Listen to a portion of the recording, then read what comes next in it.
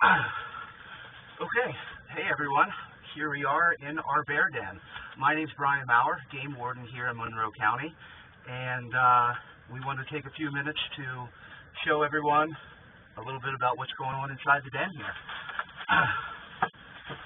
So, right now I'm kind of curled up in the nest, if you will. I'm 5'10", 160 pounds. So it's pretty tight in here. I had a belly crawl the whole way across, and that's that. Surprised to not find too many items in our den.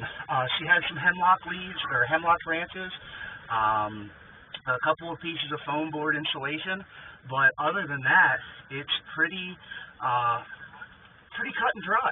It's a small hole that is filled with leaves, and the only other piece that was interesting is a random piece of vinyl siding that I don't even belongs to the homeowner. It's a different color than the house is, so not sure where she got that from.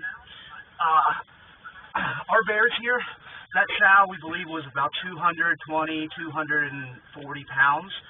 That's about the average size for female black bears in this area. And you know, we're here in the Poconos. The area around the house here is surrounded by state game lands. Just to the north, we have a bunch of DCNR property, but there is a lot of development and small housing areas within here. So she's in and out of neighborhoods, and she's on some big property as well. But this bear, although we did not positively ID it, I believe this bear is a bear that we handled in 2016. We captured her less than a mile from the house. In 2016, she had one cub with her that was a yearling.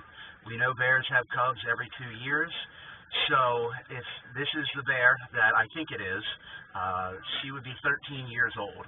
But again, we were not able to positively identify any of the ear tags, but just the fact that in 16 that bear had one cub, this bear here we know had one cub, and the close relative capture point makes me believe it is her, but we can't confirm that.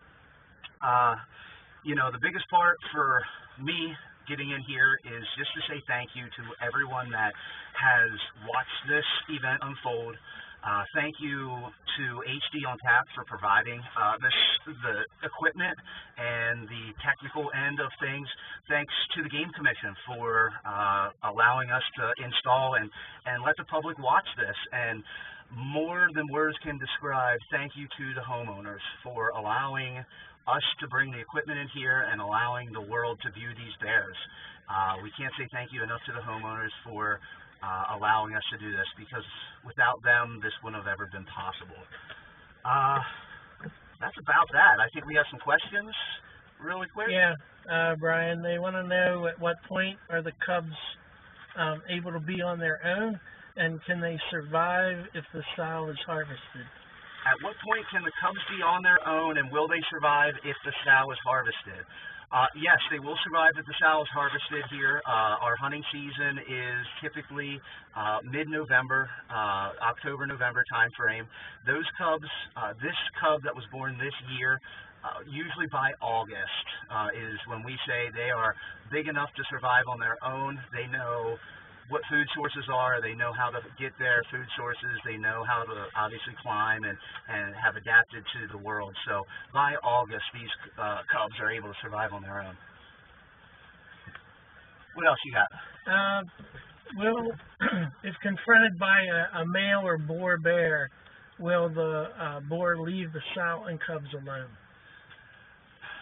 Sometimes, if it's a territorial thing, the boar will be more aggressive towards them, but this mom bear is going to do everything she can to protect the cub, and so they will come across other bears out in the woods in the wild, and they will just start to learn to live together.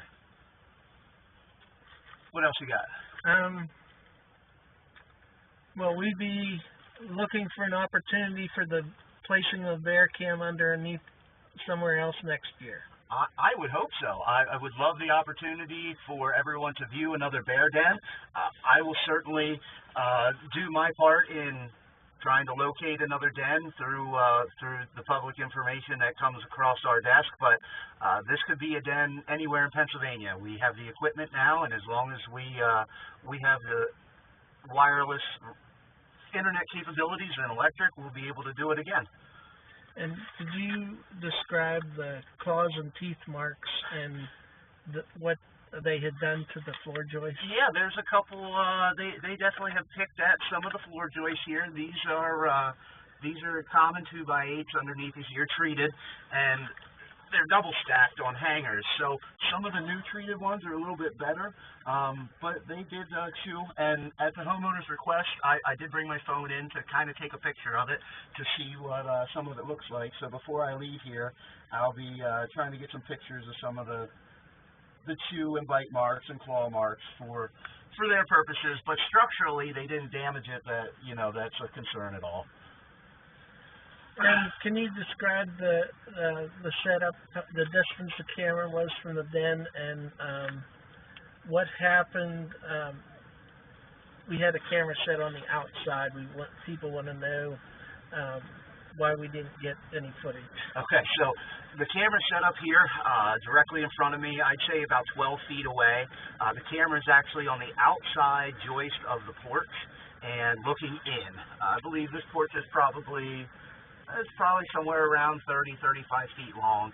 So the bear was about 1/3 the way under, right next to the foundation of the home. It's a great spot for the bear. She's protected on most sides from the elements. And yeah, so we had put a trail camera up outside to try to capture them leaving when that time happened. Unfortunately, with these electronics, my batteries died about a week before they actually left. We do have some security camera footage from the homeowners that I'll be working on trying to edit a little bit to get a different view of them leaving from the outside. But as luck would have it, my camera kind of ran out of batteries. So what else you got? That's all we have. That's all you have? Well, I want to thank everyone, all the viewers, for watching, taking place in this. Hopefully people enjoyed it, learned a little bit, and next year, if the opportunity arises, we'll put it out again. So thanks, everyone. We're going to disconnect the feed, and that's going to be the conclusion for our bear den. Now to get out of here.